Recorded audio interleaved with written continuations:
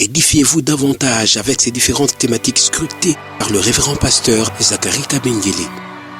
Les 7 images de l'influence du chrétien dans le monde, le 7 fois de l'accomplissement de toutes choses, de la partie 1 à la partie 3, quel temps fait-il à l'horloge des dieux pour l'humanité?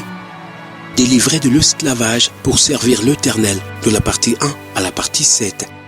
La résurrection du Seigneur Jésus-Christ. Les événements eschatologiques, de la partie 1 à la partie 10. Ce qui entre en toi détermine ce qui est en toi.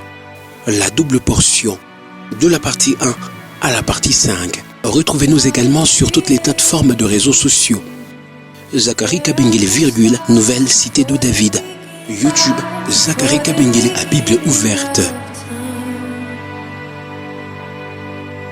Oui, bien-aimé peuple de Dieu, sans plus tarder, nous allons écouter la parole de notre Dieu. Et nous continuons à parler, à écouter le Seigneur sur le thème suivant, vivre la vie de Christ par la foi. Vivre la vie de Christ Jésus par la foi. Et le sous-thème, c'est le combat de la foi. Donc le thème principal, c'est vivre la vie de Christ par la foi. Et le sous-thème pour aujourd'hui, c'est le combat de la foi. Le combat de la foi. Alors, sans plus tarder, le premier point concerne donc vivre par la foi. Il sera question de la foi aujourd'hui encore. Vivre par la foi, ça c'est le premier point. Bien-aimés, notons que c'est vivre par la foi, c'est l'une des recommandations de notre Seigneur. Je dirais même une obligation pour tous les enfants de Dieu. Vivre par la foi est une recommandation de notre Dieu. Une obligation pour tous les enfants de Dieu. Alors nous allons soutenir cela par 2 ou 3 textes dans la parole du Seigneur. Le premier, c'est Romains. Prenons donc nos Bibles, nous sommes dans Romains, chapitre 1er. Romains, chapitre 1er, le verset 16 et 17. Romains 1, verset 16. Voici ce que la Bible déclare. Car je n'ai pas honte de l'évangile, dit l'apôtre Paul. Pourquoi?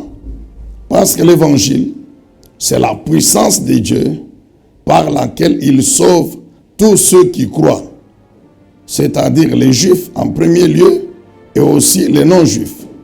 Verset 17. En effet, cet évangile nous révèle en quoi consiste la justice que Dieu accorde. Cet évangile nous révèle en quoi consiste la justice que Dieu accorde. Cette justice est reçue par la foi et rien que par la foi, comme il est dit dans l'Écriture. Le juste vivra grâce à la foi. Cet évangile révèle en quoi consiste la justice que Dieu accorde. Cette justice est reçue par la foi et rien que par la foi. Comme il est dit dans l'Écriture, le juste vivra grâce à la foi. Signalons que nous lisons la version, la Bible du Semeur. Le deuxième texte, c'est Habakkuk.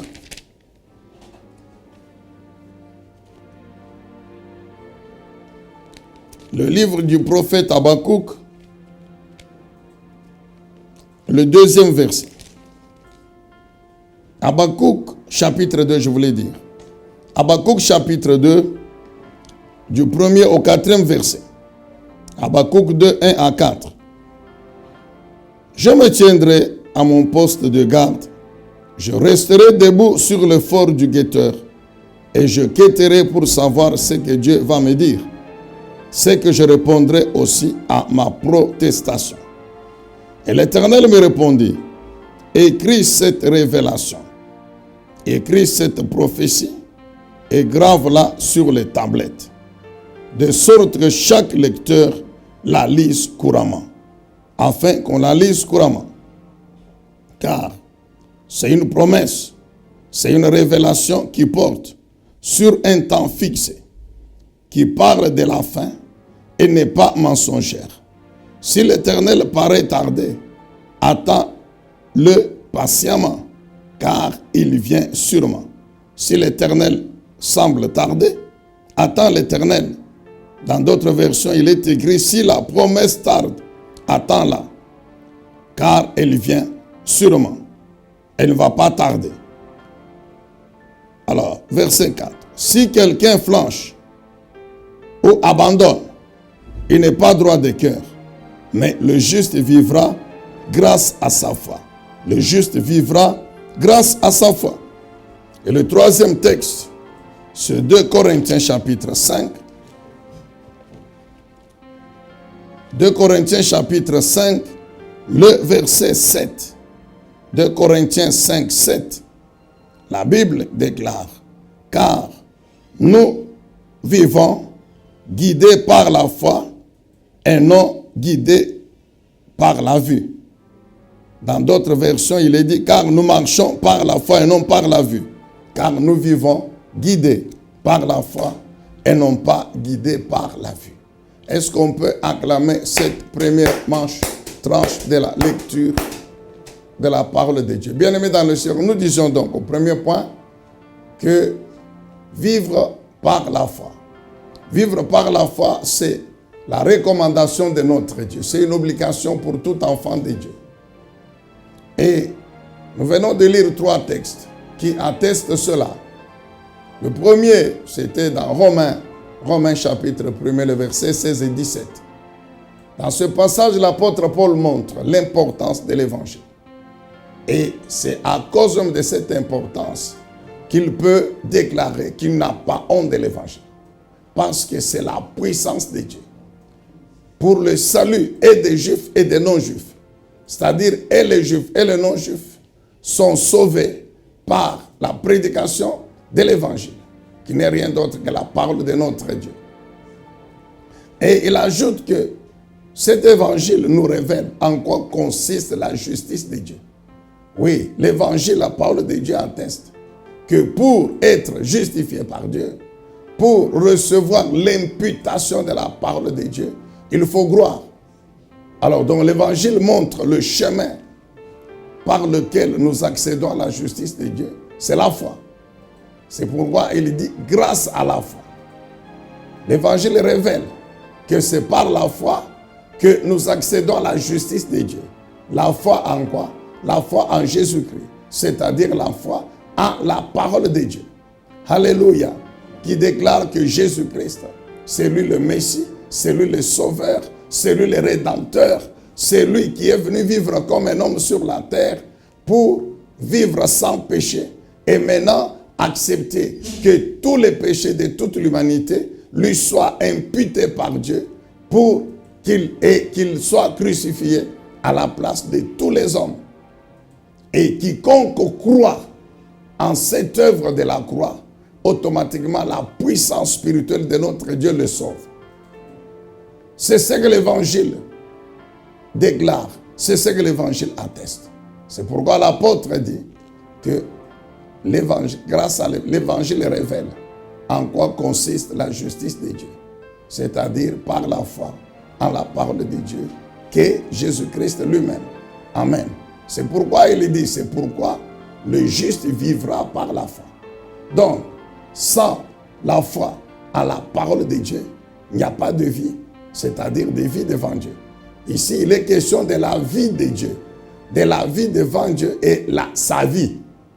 Amen. Celui qui est vivant devant Dieu, c'est celui qui vit la vie de Dieu. Et cette vie, nous la vivons par la foi en sa parole. Amen. Alors, ici, vivre par la foi, ici il s'agit de la foi en la parole de Dieu d'une manière générale, telle que présentée dans la Bible. Ici, c'est la foi dans la parole de Dieu générale, qu'on qualifie aussi qu'on décrit comme étant le logos, c'est-à-dire toute la parole de Dieu qui est dans la Bible. Ça, c'est le premier niveau de la vie par la foi. Le deuxième niveau, nous le trouvons dans Habakkuk, chapitre 2. Nous avons lu du 1er au 4e verset. Alors ici, il est question. Le prophète Habakkuk, il révèle qu'il a reçu une promesse de la part de Dieu, mais que cette promesse semble tarder. Alors c'est ainsi qu'il monte à la montagne. Et puis, il pose la question à Dieu, mais qu'en est-il de ta promesse? Alors l'Éternel Dieu lui dit, tu prends ma promesse, ce que je te demande de faire, c'est de prendre ma promesse, ma révélation. Tu la mets sur des tablettes. Écris-la sur des tables. C'est-à-dire, écris la prophétie, écris la révélation. Pourquoi tu dois l'écrire? C'est pour la lire couramment, pour la proclamer couramment. Amen. Dieu ajoute, même si la prophétie, la révélation semble tarder, il n'y a pas de problème. C'est parce qu'elle vient lentement. C'est pourquoi il donne l'impression de tarder. Mais quand bien même elle marche lentement, quand bien même elle donne l'impression de tarder, mais retiens, Habakkuk, qu'il y a un temps que moi, l'Éternel, j'ai fixé pour l'accomplissement de la prophétie, pour l'accomplissement de la promesse, pour l'accomplissement de la révélation. Il y a un temps que moi, l'Éternel, Dieu, j'ai fixé. Donc, elle peut paraître traînée. Ce n'est pas un problème. Mais le jour que le temps que j'ai fixé va sonner, va arriver, en ce moment-là, la prophétie va s'accomplir. Alors maintenant, l'Éternel ajoute, ceux qui abandonnent, ça c'est leur affaire, sont des lâches. Mais le juste, c'est-à-dire celui qui croit véritablement en Dieu, le juste, il est persévérant. Le juste, il a confiance en Dieu. Le juste, il sait que comme Dieu a dit, il finira par accomplir un jour. C'est pourquoi le prophète déclare que le juste vivra par sa foi. Ça, c'est le deuxième niveau de la vie par la foi.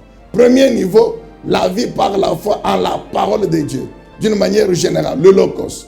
Deuxième niveau, la vie par la foi en la parole de Dieu, perçue comme une révélation pour moi. Bien-aimés dans le Seigneur, nous devons faire attention. Toute la parole de Dieu est une prophétie. La prophétie, c'est quoi? La prophétie, c'est la parole de Dieu. Tous les prophètes de la Bible. Mais quand vous lisez tous ces livres prophétiques, chaque prophète dit, voici ce que déclare l'Éternel. Voici ce que l'Éternel m'a commandé de dire. Amen, bien-aimés dans le Seigneur. Donc, tous, ils déclarent, ils disent, ils proclament la parole de Dieu. Or, la Bible montre cette parole de Dieu. Donc, toute la parole de Dieu dans la Bible, c'est une prophétie. On nous a toujours dit que c'est la prophétie par excellence. Mais la manière de percevoir cette prophétie, qui est elle est différente d'une personne à l'autre. Pourquoi? Parce que les problèmes que nous avons ne sont pas les mêmes. Quand bien même, tous nous pouvons être malades. Mais la manière dont nous croyons à ce qui est écrit dans le Logos sur la guérison, ce n'est pas la même chose. Nous savons qu'il y a par exemple Exode 15, 25, 26. Là où Dieu lui-même révèle qu'il est Yahweh Rapha, le Dieu qui guérit. Il y a Ésaïe 53, verset 5, où il est question de la guérison par les meurtrissures de Jésus. Il y a Marc 16, 17, où Jésus dit, par la puissance de mon nom, imposez les mains malades, ils seront guéris. Maintenant, lorsque je suis malade, je dois maintenant aller, même si je n'ai pas besoin que quelqu'un vienne me dire absolument que je vais guérir. Non. Parce que ça se trouve dans le logo, dans la parole de Dieu. Donc, je vais maintenant dans la parole de Dieu. Je tire cette disposition qui concerne mon problème qui est la maladie. Je crois dans mon esprit que, effectivement, le nom de Jésus a la puissance de détruire la maladie dans mon corps. Je crois dans mon esprit qu'effectivement, c'est que la Bible dit que par ces blessures saignantes, nous sommes guéris. Donc, les blessures de Jésus incarnent une puissance qui détruit la maladie dans mon corps. Donc, je m'approprie cette promesse-là. Et je la déclare. C'est-à-dire, je fais de cette promesse-là une révélation spécifique pour moi. C'est ça le réma. Amen, bien-aimé dans le Seigneur. Donc, Dieu nous demande de vivre par la foi, d'une manière générale, en sa parole, le Logos. Il nous demande aussi de vivre par la foi, d'une manière bien précise. Ici, il s'agit de réma que nous tirons. Réma qui est comme la révélation, la promesse que nous tirons. Amen, bien-aimé. Il y a des promesses que Dieu nous fait, que Dieu nous révèle par les songes, par les visions nocturnes, diurnes, etc. Tout ça, nous mettons dans le cadre de réma. De réma. Dieu peut te dire par un songe, par quoi, que tu vas voyager. Tu vas voyager. Tu voyageras. Soit on te donne un passeport, soit n'importe comment. Mais tu comprends que Dieu te promet le voyage. Alors, maintenant, en ce moment-là, ça, c'est le réma. Direct le réma. Et je vais maintenant écrire cela. Je vais écrire pour ne pas oublier. Et chaque fois quand je prie, je proclame cela. Dieu m'a promis le voyage. J'appelle le voyage. Dieu m'a promis le voyage. Même si Dieu ne me révèle pas le jour que je vais voyager. Mais moi, j'ai déjà une révélation, une promesse de voyage de la part de l'Éternel. Et quand je prie, je proclame l'accomplissement de cette promesse. Amen, bien-aimé. Même s'il y a même si je n'ai pas de passeport, je n'ai pas ceci. Même s'il n'y a aucune condition de voyage, je ne sais même pas où est-ce que je vais voyager. Mais puisque Dieu a dit que je vais voyager, je crois que le voyage arrivera un jour. Alors, je proclame cela. Bien-aimé, chaque fois que nous recevons le réma de la part de Dieu, que ce soit par sa parole, le Logos, au travers de Logos, que ce soit par une révélation directe, par une vision, un songe, un rêve, etc., nous devons retenir cela. Et pour mieux retenir, ne pas oublier, il faut noter. Il faut noter les rêves. Il faut noter les prophéties. Lorsque vous avez la conviction que ça vient de la part de l'Éternel, notez. Et puis lire ça. Dieu dit quoi? Grave la prophétie sur les temples et lis-la couramment. Chaque fois que nous lisons, nous proclamons la parole de Dieu, la prophétie de Dieu, bien-aimés dans le Seigneur, nous prophétisons.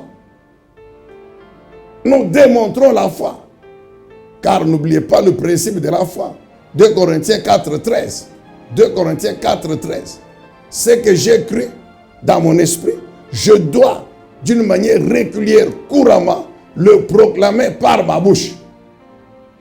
Vous vous rappelez comment s'exprime l'esprit de foi? J'ai cru. C'est pourquoi je parle. Nous aussi, nous croyons. Et c'est pour cela que nous parlons.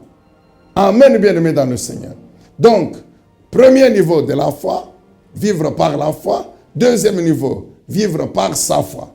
Et puis, toujours dans ce premier point de vivre par la foi, il y a 2 Corinthiens chapitre 5, le verset 7. 2 Corinthiens 5, 7. La Bible dit, après que l'apôtre ait expliqué beaucoup de choses, c'est comme une conclusion ou une explication pour soutenir ce qui précède. Il dit, car nous vivons par la foi. Nous vivons guidés par la foi et non par la vie. Nous savons tous, bien-aimés, le fondement de la foi, c'est la parole de Dieu. Romains chapitre 10, verset 17. Romains 10, 17 déclare que la foi vient du message que l'on perçoit dans la parole de Dieu. Du message contenu dans la parole de Dieu. Ça, c'est une nuance, une dimension qu'apporte la Bible du Semeur. Dans Louis II, il est dit, car la foi vient de ce qu'on entend c'est la parole de Dieu. Mais la Bible du Semeur donne quand même une nuance qui est importante. Que la foi vient du message que l'on perçoit. Le message qui est contenu dans la parole et que l'on perçoit. Parce que très souvent, nous écoutons la parole de Dieu qui est prêchée par divers moyens, dans divers endroits. Mais souvent, le peuple de Dieu ne se préoccupe pas de pouvoir savoir dans tout ce qu'on m'a dit aujourd'hui. dans tout ce que l'orateur, le prédicateur a dit. Qu'est-ce que Dieu veut que je retienne comme message central, message principal? Donc la foi, selon Semeur, concerne le message, a comme fondement le message contenu dans la parole de Dieu, chaque fois qu'elle est enseignée, qu'elle est prêchée. Vivre guidé par la foi, c'est-à-dire vivre guidé par le message contenu dans la parole de Dieu. Vivre guidé par la parole de Dieu. Vivre guidé par la parole de Dieu, c'est vivre tout en étant influencé. Je répète, vivre guidé par la parole de Dieu, c'est vivre tout en étant influencé par la parole de Dieu, par ce que dit la parole, et non pas par la vue. Permettez que nous expliquions aujourd'hui encore la vue. La vue, c'est la réalité physique présente dans ma vie, dans mon corps. La vie, c'est la situation physique qui caractérise ma vie présentement, aujourd'hui. C'est ça la vue. C'est ça la réalité physique. Et nous savons que quand on parle de réalité physique, on pense automatiquement aux 5 sens physiques qui opèrent dans le corps, qui permettent à l'homme soit de voir la réalité, soit d'entendre, amen, soit de toucher, soit de sentir. Alléluia. Amen, bien-aimé. Donc, par les 5 sens, la vue, proprement dite, c'est avec les yeux. L'écoute, c'est avec les oreilles. Le goûter, c'est la langue. Nous touchons par les mains. Nous sentons. Amen, bien-aimé dans le Seigneur. Ça sont les 5 sens. Mais, ces 5 sens nous font percevoir, nous font voir, nous font sentir, nous démontrent notre réalité physique, ce que nous sommes, ce que nous sentons, ce que nous sommes. Même ce que nous avons. Toute situation qui concerne notre vie. Maintenant, c'est ça la réalité physique. Alors la Bible dit que ce n'est pas cette réalité physique qui doit nous influencer. Non, qui doit influencer notre comportement vis-à-vis de Dieu. Non, qui doit influencer notre comportement, non. Nos réactions, nos actions, non. Ce n'est pas la réalité physique qui doit nous guider, qui doit nous influencer nos paroles, influencer nos pensées, influencer nos convictions. Non, je le répète, ce n'est pas la réalité physique. Ma situation présente, surtout lorsqu'elle n'est pas bonne, qui doit influencer mes pensées, qui doit influencer mes paroles, qui doit influencer mes actions, mes réactions, qui doit influencer, bref, mon comportement. Non. Ce qui doit continuer à influencer mes pensées, à être dans mes pensées, dans mon âme, dans mon esprit, dans mon homme intérieur, ce qui doit continuer à orienter mes actions, ce qui doit continuer à orienter mes actions, bien-aimé peuple de Dieu, c'est la parole de Dieu. Alléluia. C'est la parole de Dieu. C'est la foi en la parole de Dieu.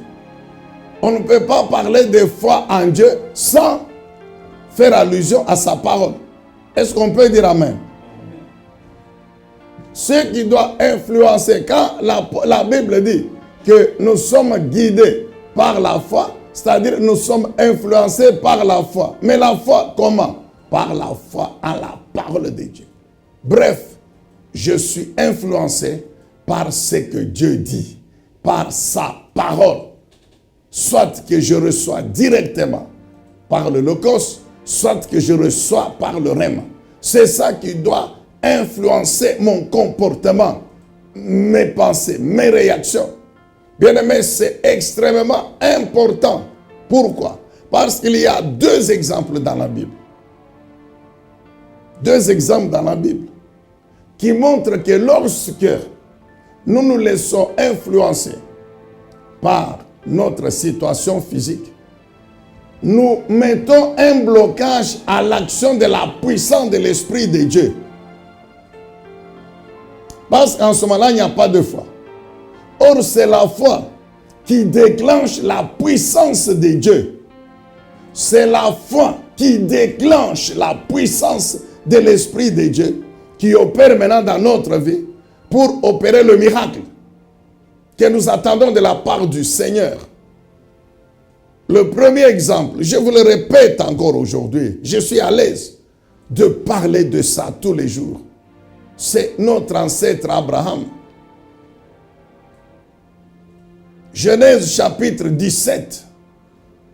Abraham est âgé de 99 ans. Il est vieux, très vieux. Sarah, 90 ans, très vieille. Donc, humainement parlant, bon, ce sont des vieillards, comme on dit encore en français. Donc, on ne peut pas, c'est impossible. Même si quelqu'un vient te dire que, non, j'ai rêvé que tu as mis au monde, tu dis à une femme de 90 ans, je crois qu'elle va te prendre pour un fou. Ou à un homme de 99 ans. Donc, humainement parlant, c'est impossible. C'est ça la réalité physique. Mais Dieu, son objectif, c'est d'amener Abraham à croire que rien n'est impossible à Dieu. Que sa parole a la puissance de tout faire. Que Dieu est capable de tout faire. C'est ainsi qu'il commence par révéler à Abraham qu'il est le Dieu tout-puissant. La Bible dit, lorsqu'Abraham fut âgé de 99 ans, l'Éternel vient. Et il lui dit, Abraham, Abraham, je suis le Dieu tout-puissant. C'est ainsi, c'est ce jour-là que Dieu va changer le nom d'Abraham en Abraham. Qu'il va changer le nom de Sarai en Sarah. Dieu va conclure, va rappeler l'alliance et donner maintenant le signe de l'alliance, la circoncision. Lisez bien Genèse 17. L'Éternel Dieu termine à parler. La Bible dit quoi? Abraham commence par parler dans son esprit. Il est devant Dieu. Mais Abraham ne sait pas peut-être que Dieu écoute même ce que notre esprit proclame silencieusement. Il dit dans son esprit, c'est ça dans son cœur. Naîtrait-il à un homme de 100 ans un fils? Sarah, 90 ans, peut-elle encore engendrer? Quand il termine de penser comme ça, de parler comme ça, dans son esprit, il ouvre maintenant la bouche. Et il dit à Dieu, prends Ismaël. Alléluia. Pourquoi Abraham réagit comme ça? Pourquoi il a une telle pensée? Mais c'est parce qu'il est influencé par sa situation physique qui naturellement, c'est impossible d'engendrer. Qui fait que naturellement, c'est impossible d'engendrer. Il a fallu que l'Éternel insiste. Quand Dieu maintenant a insisté pour dire à Abraham que retiens, crois que, comme je te l'ai dit, l'année prochaine, le fils Isaac va venir. Maintenant, c'est ainsi qu'Abraham change d'attitude. Dans son esprit, Abraham croit maintenant que effectivement, je vais engendrer. Et comment il démontre cette foi? Il passe à la circoncision, l'alliance. Amen, bien-aimé dans le Seigneur. Deuxième exemple, c'est Marie. Luc chapitre 1er. L'ange Gabriel arrive. Nous connaissons. Il la salue. Tu as trouvé grâce auprès du Seigneur. Et encore concis cette grâce, ce que tu vas concevoir un enfant, tu lui donneras le nom de Jésus. Nous savons tout ce que l'ange a dit. C'est le Fils du Très-Haut. Il sera ceci, il sera cela. L'ange termine. Quelle, d'abord, prophétie. Quelle prophétie. L'ange direct. Ici, la Bible ne dit pas que Marie a rêvé, non. L'ange est venu et lui parlait directement. La Bible dit quoi? L'ange termine. Marie lui dit, très bien. Mais c'est impossible. Cela va se faire comment? Moi, je ne connais pas d'homme. Donc, qu'est-ce qui a influencé Marie pour parler comme ça? C'est sa situation physique. Normalement, naturellement, une femme ne peut pas concevoir sans entrer en union charnelle, sexuelle avec un homme. Nous connaissons bien comment ça s'est fait. Donc, Marie réagit, influencée par sa situation physique naturelle. Amen, bien-aimé. Mais l'ange lui dit non, non. Il ne faut pas réagir comme ça. Il ne faut pas craindre, il ne faut pas avoir peur. Il ne faut pas croire que ça ne se fera pas. Pourquoi? 1. Le Saint-Esprit descendra sur toi. Et sa puissance, celle du Dieu très haut, va te couvrir de son ombre. C'est-à-dire que c'est elle, la puissance de Dieu, qui va donc t'amener à concevoir, qui mettra en fait cet enfant dans ton sein. C'est ce que l'ange veut lui dire. Et l'ange ajoute, informe Marie qu'Élisabeth, ta parente, celle qui est appelée stérile, mais dans sa vieillesse, vous comprenez, elle est vieille. Donc naturellement, elle ne peut pas concevoir. Mais je t'informe que malgré cette vieillesse, par la puissance de Dieu, elle est enceinte de 6 mois. Et l'ange ajoute, car rien n'est impossible à Dieu. Lorsque Marie reçoit cette confirmation, reçoit cette révélation supplémentaire, Marie change d'attitude. Marie croit qu'effectivement, je vais concevoir, même si je ne suis pas encore mariée. C'est ainsi qu'elle dit, maintenant, elle ouvre la bouche pour exprimer cette foi. Elle dit maintenant le contraire de ce qu'elle a dit avant. Elle dit qu'il me soit fait selon ta parole. C'est-à-dire que ta volonté s'accomplit dans ma vie. C'est-à-dire je crois que effectivement, par la puissance de Dieu, je vais concevoir. Amen, bien-aimé. Est-ce qu'on peut acclamer le Seigneur? Donc, nous devons faire extrêmement attention. Je ne connais pas, mon bien-aimé, quelle est ta réalité physique maintenant, là, que tu écoutes cette parole. Mais, fais un effort pour que tes pensées, ton comportement, tes paroles ne soient jamais influencées par ta situation physique. Au contraire, va dans la parole de Dieu, cherche la disposition dont le contenu, c'est la solution à ton problème. Et c'est ce contenu-là, cette parole-là, que tu dois saisir comme une promesse, comme une prophétie, comme une révélation. Donc chaque jour, quand je me réveille, toujours malade, très bien, je crois aussi que cette maladie sera détruite par la puissance du nom de Jésus. Donc je vais dans Isaïe 53, je vais dans la parole de Dieu, je vais dans Marc, je relis ces promesses-là qui concernent la guérison. Je vais dans Exode 23, 25, où Dieu dit que si tu me sers, j'éloigne la maladie. Donc je comprends que la maladie dans mon corps, ce n'est pas la volonté parfaite de Dieu. Donc elle doit être détruite. Je proclame cela. Amen, bien-aimé. Donc chaque jour, je fais de la promesse de Dieu contenant la solution à mon problème un réma, et je déclare ce que nous croyons dans notre esprit, nous devons le déclarer couramment, régulièrement, par la bouche. En ce moment-là, c'est cette foi proclamée qui va déclencher la puissance de l'Esprit de Dieu qui va finir par opérer le miracle. Ce sera soit la guérison, soit la délivrance de n'importe quelle situation. Est-ce qu'on peut dire Amen? Acclamez encore le Seigneur. Deuxième point pour aujourd'hui, c'est pourquoi vivre par la foi. Pourquoi vivre par la foi? Pourquoi vivre par la foi? Oui, la vie par la foi. La foi nous permet, la foi nous permet de reproduire facilement l'image de Jésus-Christ. Souvenez-vous, Romains 8, 29, destiné à reproduire l'image de Christ.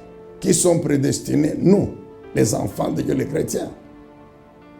Ces derniers temps, nous comprenons que reproduire l'image de Christ, c'est tout simplement vivre la vie de Christ. Quelle vie?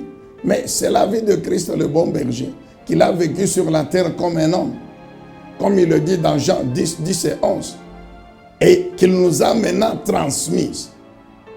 Donc, la vie par la foi a son importance parce qu'elle nous permet de vivre la vie de Christ le bon berger. Cette vie qu'il a ramenée du ciel, qu'il a vécu sur la terre comme un homme, pour que nous finissions par la reproduire, la vivre. Amen. C'est important. Pourquoi vivre la vie? Pourquoi Christ a tenu à nous transférer sa vie qu'il a vécue sur la terre? C'est pour que, après notre vie sur la terre, nous soyons qualifiés pour continuer à vivre avec Dieu au ciel.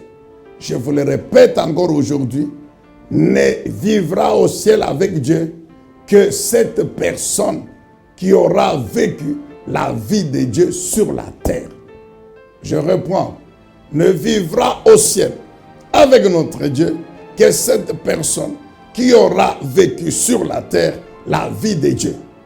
Et la vie de Dieu sur la terre, nous la vivons par Christ qui nous l'a donnée. Alors, comment vivre donc cette vie de Christ? C'est ça la prochaine question. La vie de Christ, nous la vivons sur la terre par sa parole et par la puissance de son esprit. Alléluia. Ah, que Dieu soit loué, que Dieu soit béni. Pourquoi vivre par la foi? Parce que la foi nous permet de vivre la vie de Christ. Maintenant, comment vivre cette vie de Christ? Par la parole de Dieu et par la puissance du Saint-Esprit. Qu'est-ce qui justifie cela? Jean chapitre 1er. Jean chapitre 1er.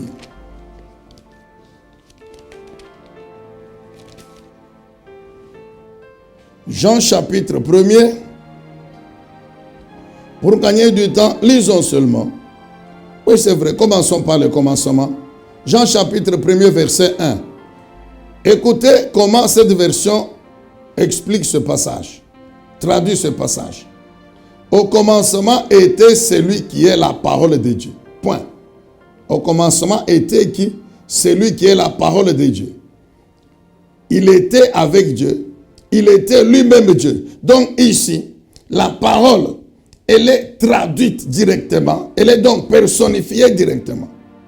Donc avant même qu'on arrive au verset 14, où il est révélé que la parole a pris chair en Jésus-Christ, déjà au premier verset, déjà cette version montre que cette parole de Dieu, qui était avec Dieu, c'est Jésus-Christ.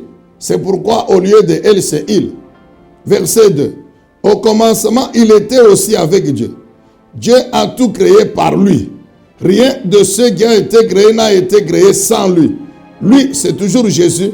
Lui, c'est Jésus, la parole de Dieu. Maintenant, écoutez le verset 4. En lui résidait la vie. Et cette vie était la lumière des hommes. Amen. En qui? En lui.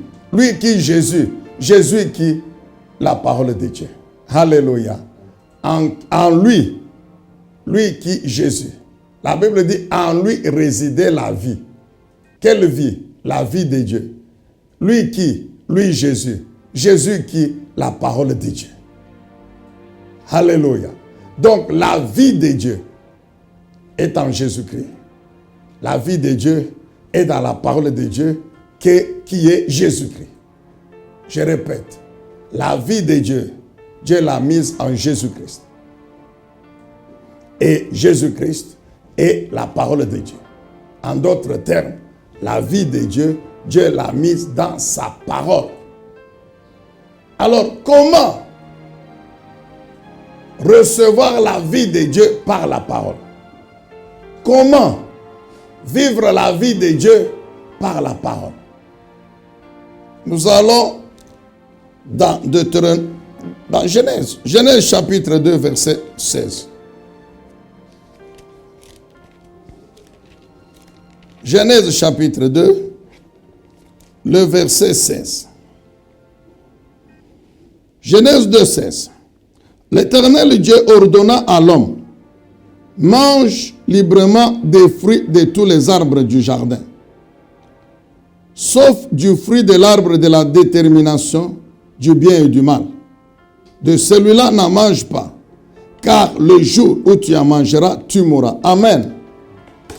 Nous savons que Genèse 2,16, c'est le premier commandement que Dieu a donné à l'homme. C'est sa parole. Qu'est-ce que Dieu dit à l'homme? Tu peux tout manger. Manger les fruits de tous les arbres. Pas de problème avec moi.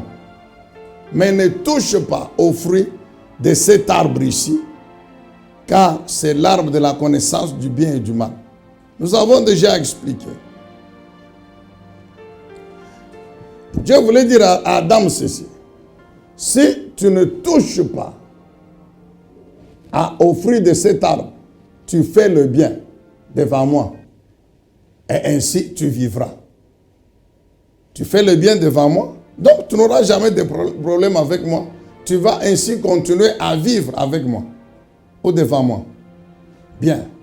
Mais si tu touches aux fruits de cet arbre, tu fais le mal devant moi. En d'autres termes, tu désobéis à ma parole. Alors tu vas mourir. Donc nous comprenons que vivre devant Dieu, c'est obéir à sa parole. C'est mettre en pratique sa parole. C'est faire ce qu'il nous demande de faire et ne pas faire ce qu'il nous interdit. Amen, bien-aimés dans le Seigneur. Maintenant, désobéir devant Dieu, c'est quoi? C'est faire ce que Dieu nous interdit. Maintenant, toujours d'après Dieu, d'après sa parole, c'est lui qui fait ce que Dieu autorise, il fait le bien. Il vit devant Dieu. Donc, obéir à Dieu, c'est la vie. C'est vivre devant Dieu. Obéir à quoi? À la parole. C'est vivre devant Dieu. Maintenant, désobéir à Dieu, c'est mourir devant Dieu. Donc, la désobéissance a comme conséquence la mort. L'obéissance, la vie. Obéissance à quoi? À la parole. C'est pourquoi Dieu dit dans Jean que dans la parole, Dieu a mis sa vie. Donc, quiconque met en pratique la parole de Dieu, il vit la vie de Dieu qui est contenue. Deutéronome chapitre 4. Tu vas comprendre. Nous sommes dans le livre de Deutéronome, chapitre 4. Écoutez encore ce que déclare la parole de Dieu. Deutéronome chapitre 4, verset 1er. Maintenant, Israël, écoute les commandements et les lois que je t'enseigne. Maintenant, Israël, écoute les commandements et les lois que je t'enseigne. Point. Respecte-les, virgule, afin de vivre et d'entrer en possession du pays que l'Éternel, le Dieu de tes ancêtres, te donne. Amen. C'est Dieu qui parle. Il dit à Israël, prends mes commandements, mes lois, mets-les en pratique. Je le répète, fais ce que je te demande de faire et ne fais pas ce que je t'interdis. Lorsque tu vas faire cela, tu vivras devant moi. Et quand tu vas vivre devant moi, automatiquement, tu es qualifié pour posséder l'héritage. Alléluia. Nous avons déjà dit ceci, nous le répétons. Les bénédictions de Dieu sont pour les enfants, les véritables enfants de Dieu. C'est-à-dire ceux qui vivent effectivement la vie de Dieu. Et enfant de Dieu, c'est lui qui vit la vie de Dieu. Et la vie de Dieu est dans sa parole. Donc c'est celui qui fait ce que la parole de Dieu lui dit de faire. C'est tout. C'est simple, mon frère. Les gens se posent la question, mais comment je vais vivre la vie de Dieu? Oui, Dieu lui-même a tracé la voie. C'est simple. Dieu dit, prenez ma parole, faites ce qu'elle vous demande, mettez-la en pratique, obéissez à ma parole, c'est fini, ça suffit. Vous vivez ma vie, vous avez ma vie. Et quand vous avez ma vie, en ce moment-là, vous êtes qualifié pour posséder les promesses, le contenu des promesses, les bénédictions. C'est pourquoi nous disons que les bénédictions de Dieu sont pour ses enfants. L'héritage de Dieu, c'est pour ses enfants qui vivent sa vie par l'obéissance à sa parole. Alléluia. Oh, lisons Deutéronome chapitre 8. Bientôt nous allons terminer. Dis Amen encore bien, dis Amen.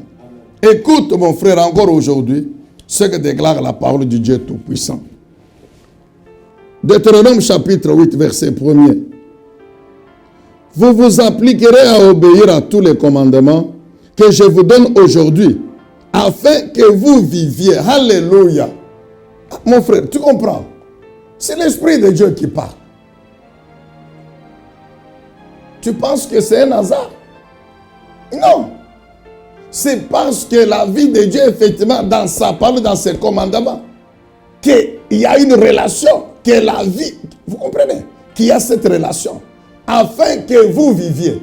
Donc Dieu dit quoi? Si vous voulez vivre devant moi, vivre ma vie, mettez en pratique ma parole, mettez en pratique mes commandements.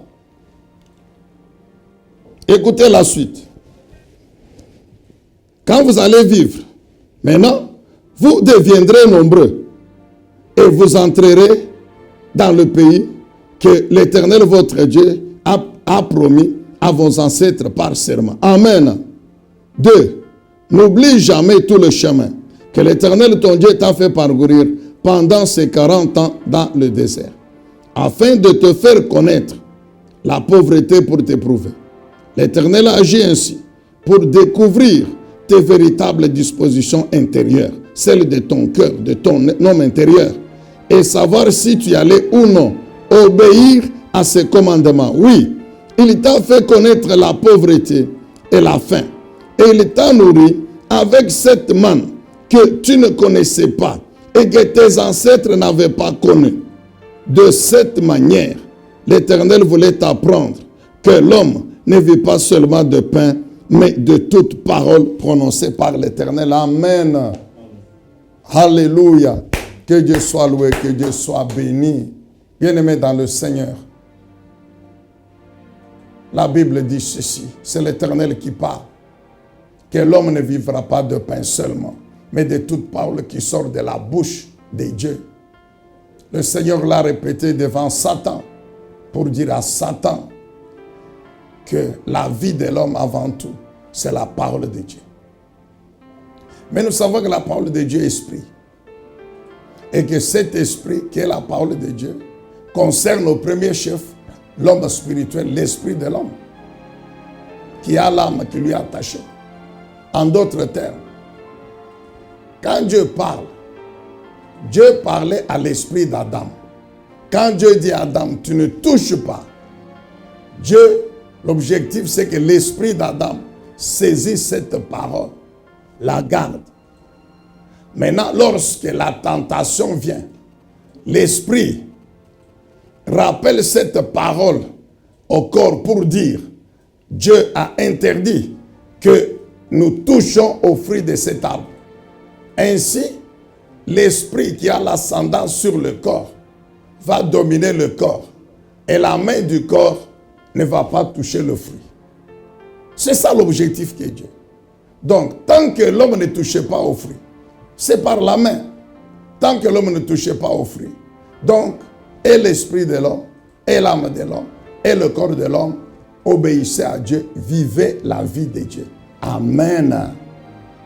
Lorsque l'esprit qui représente l'homme intérieur reçoit la vie de Dieu, vit la vie de Dieu, il la communique à l'âme et au corps pour que tout être, les trois composants de l'homme vivent la vie de Dieu. C'est ce que Dieu dit ici à Israël. Dieu t'a donné sa parole pour que ton homme intérieur vive sa vie. Maintenant, puisque l'homme intérieur est quand même dans le corps et que le corps doit vivre, c'est ce que Dieu a donné à ton corps juste à la main pour permettre à ton corps seulement de vivre.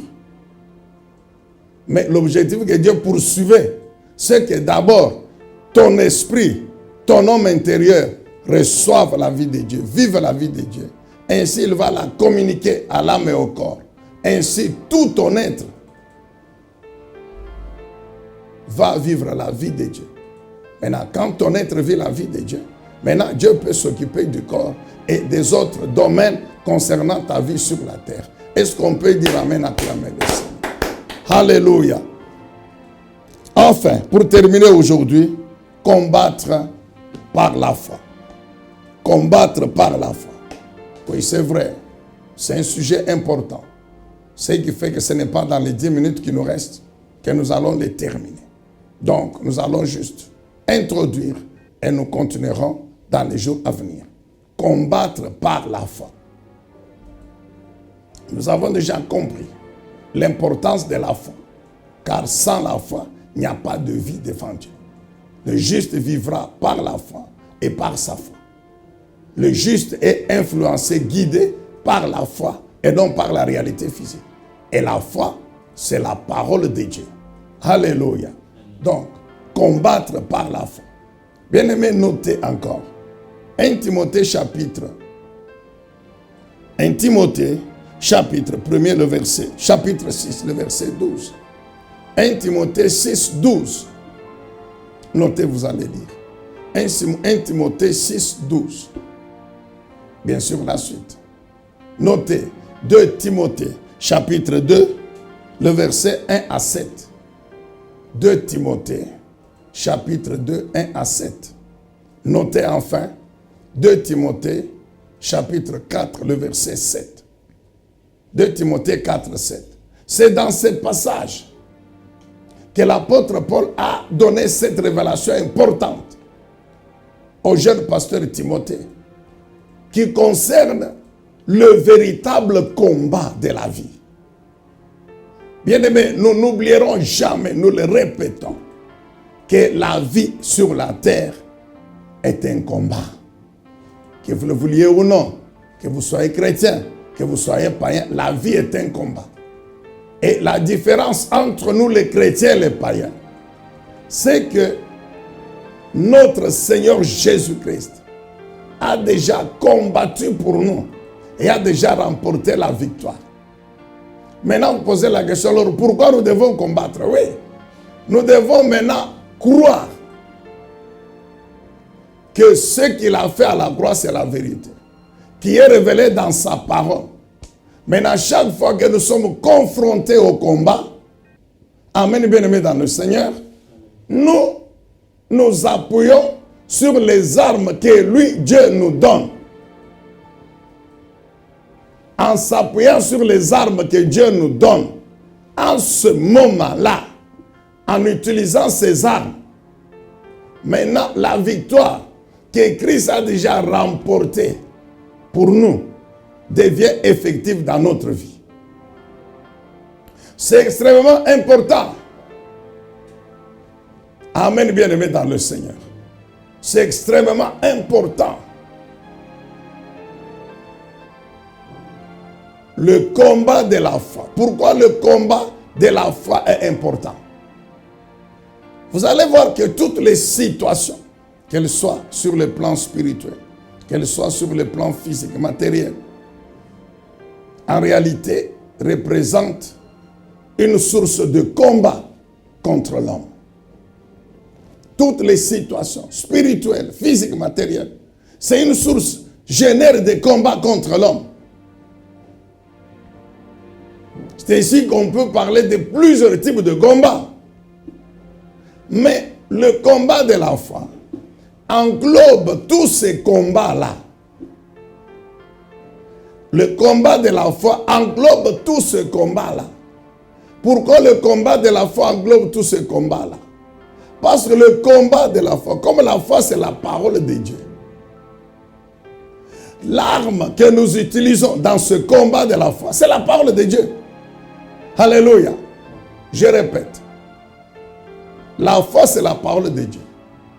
Maintenant, l'arme que Dieu nous a donnée pour combattre dans ce combat, c'est sa parole. Quand vous lisez Ephésiens, chapitre 6, le verset 16, la Bible dit quoi? Et nous prenons par-dessus tout l'épée de l'esprit qu'est la parole de Dieu. La parole de Dieu est une arme redoutable devant laquelle aucune puissance de Satan, des démons les plus puissants, les plus forts, des sorciers et des sorcières les plus géants ne peuvent jamais résister à l'autorité, à la puissance de la parole de Dieu. Car la parole de Dieu, c'est Jésus-Christ. Jésus-Christ est Dieu. La parole de Dieu, c'est Dieu lui-même. C'est Dieu lui-même. Amen, bien-aimés dans le Seigneur. Nous disons que la parole de Dieu, c'est Dieu lui-même. Et il n'y a donc aucune puissance, quel que soit son nom, qui peut résister à l'autorité, à la puissance de la parole de Dieu. Et nous savons que là où il y a la parole de Dieu, il y a le Saint-Esprit de Dieu, car c'est lui le révélateur, l'inspirateur. Alléluia. Amen, bien-aimé dans le Seigneur. C'est pourquoi nous avons le combat de la foi. Bien-aimé, dans la parole de Dieu, il y a la solution à tous les problèmes. Dans la parole de Dieu, il y a la solution à tous les problèmes concernant la vie de l'homme sur la terre et puis concernant la vie au ciel. La parole de Dieu a tout ça. Tout ça. Nous avons toujours dit, mon frère, ma soeur, il n'y a aucun problème que tu connaîtras sur cette terre que Dieu n'a pas encore résolu et dont la Bible atteste en témoignage. Tous les problèmes, Dieu les a déjà résolus. C'est pourquoi d'ailleurs là, il est écrit, Christ à la croix, il a dit tout est accompli. C'est-à-dire, je viens de résoudre tous les problèmes de la vie des hommes sur la terre et puis de garantir leur vie au ciel. Alors lorsque nous livrons le combat avec la parole de Dieu, donc nous sommes sûrs de remporter la victoire dans tous ces combats. C'est-à-dire, nous sommes sûrs de finir par avoir la solution à tous nos problèmes. Alléluia. Amen, bien-aimés dans le Seigneur. C'est ainsi que prochainement, nous allons voir passer encore en détail, combat par combat, sur le plan spirituel. Pourquoi? Parce que ce soit sur le plan spirituel, que ce soit sur le plan physique, que ce soit sur le plan matériel et financier, l'objectif de Dieu, c'est que sa volonté, c'est quoi? C'est que notre vie reflète, soit conforme à la volonté de Dieu concernant les trois domaines de la vie de l'homme, spirituel, physique et matériel. Donc, ce qui fait que nous avons le combat sur le plan spirituel. Et ce combat sur le plan spirituel concerne, 1, le combat de la vie de sainteté, de sanctification. C'est comme ça que nous l'intitulons. Le combat de la vie de sainteté, de sanctification, d'intégrité. C'est là que nous trouvons l'obéissance à la parole de Dieu. Et lorsque nous avons vaincu, au niveau de ce combat-là, donc nous avons vaincu le péché. Le péché est un combat. C'est par la vie de sainteté, d'intégrité, que nous triomphons dans ce combat-là. Toujours sur le plan spirituel. Quand nous avons vaincu au niveau de cette première dimension, en ce moment-là, nous sommes assurés de vaincre dans les autres dimensions. C'est quand nous engageons le combat dans la prière contre les puissances démoniaques, sataniques, sorcelleriques. Quand nous engageons ce combat dans la prière, nous allons toujours dans la parole de Dieu. C'est là que nous trouvons les dispositions qui concernent ce combat-là. Nous prenons ces dispositions-là. Nous croyons que ce que Dieu dit, c'est qui va se faire. Nous proclamons par la bouche. C'est ça, utiliser l'arme qu'est la parole de Dieu. En ce niveau-là. Alléluia. La parole de Dieu me dit que tu ne voleras pas. Ok. Tous les jours, quand la tentation de voler arrive, je triomphe cette tentation. C'est-à-dire que je ne vole pas. Donc j'ai vaincu. Amen. Deuxièmement, lorsque les ennemis se lèvent pour me combattre, Sur le plan spirituel, je vais dans la parole où Dieu lui-même dit, je marcherai devant toi, j'écraserai devant toi tes ennemis, je frapperai ceux qui t'haïssent. Toujours dans la parole, Dieu dit ceci, tous ceux qui sont enragés, enflammés contre toi, seront dans la honte, dans la confusion la plus totale. Tous ceux qui te combattent, dit Dieu, ils périront, ils ne seront plus. Et Dieu ajoute, par ma puissance, je fais de toi un traîneau aigu. Tu te rappelles, hein? Ésaïe 40, 43. Je fais de toi un traîneau aigu, garni de pointes, pour que tu broyes les montagnes. C'est-à-dire, si ces puissances spirituelles qui me combattent sont comme des montagnes géantes, mais par la parole de Dieu dans ma bouche, je vais les détruire. C'est ça le traîneau aigu qui broye les montagnes. Alléluia. Amen, bien-aimé dans le Seigneur. Donc, ça, c'est le niveau sur le plan spirituel. Il y a les deux dimensions. On y reviendra prochainement. Maintenant, nous allons concernant le domaine physique. La maladie, c'est une source de combat, mon frère. La stérilité, une source de combat. Rappelez-vous, tout au début, je vais dans la parole de Dieu. C'est ce que la parole de Dieu dit, qui a la puissance de détruire la maladie dans mon corps. C'est le nom de Jésus, comme le dit la parole, qui a la puissance de détruire toute maladie dans nos corps. Et qu'il en soit ici ce matin encore au nom de Jésus, pour tous ceux qui sont malades. Je crois, je le déclare. C'est ça, livrer le combat par la foi. Proclamer la parole de Dieu, croire que ce qu'elle dit, c'est la vérité. Et Dieu finit par accomplir sa volonté exprimée dans sa parole. Et on peut aller sur tous les autres domaines matériels et financiers. Amen, bien-aimés dans le Seigneur. Vivre la vie de Christ par la foi et combattre le bon combat de la foi. Dieu le Saint-Esprit, c'est ça notre prière. Que tu nous renouvelles la grâce de vivre cette vie de notre bon berger Jésus-Christ par notre foi en ta parole et utiliser cette parole qui est l'arme par excellence, puissante, par excellence, puissante pour vaincre dans tous les combats de notre vie. Merci encore pour tout. Que la puissance de ta grâce nous accompagne pour tout au long de cette journée et le reste de la semaine. Au nom puissant, glorieux de Jésus, notre Seigneur et notre Sauveur. Amen. Alléluia. Édifiez-vous davantage avec ces différentes thématiques scrutées par le révérend pasteur Zacharie Kabengele. Les 7 images de l'influence du chrétien dans le monde, le 7 fois de l'accomplissement de toutes choses, de la partie 1 à la partie 3, quel temps fait-il à l'horloge des Dieu pour l'humanité? Délivré de l'esclavage pour servir l'Éternel, de la partie 1 à la partie 7. La résurrection du Seigneur Jésus-Christ. Les événements eschatologiques, de la partie 1 à la partie 10. Ce qui entre en toi détermine ce qui est en toi. La double portion, de la partie 1 à la partie 5. Retrouvez-nous également sur toutes les plateformes de réseaux sociaux. Zacharie Kabengele, Nouvelle Cité de David. YouTube, Zacharie Kabengele à Bible ouverte.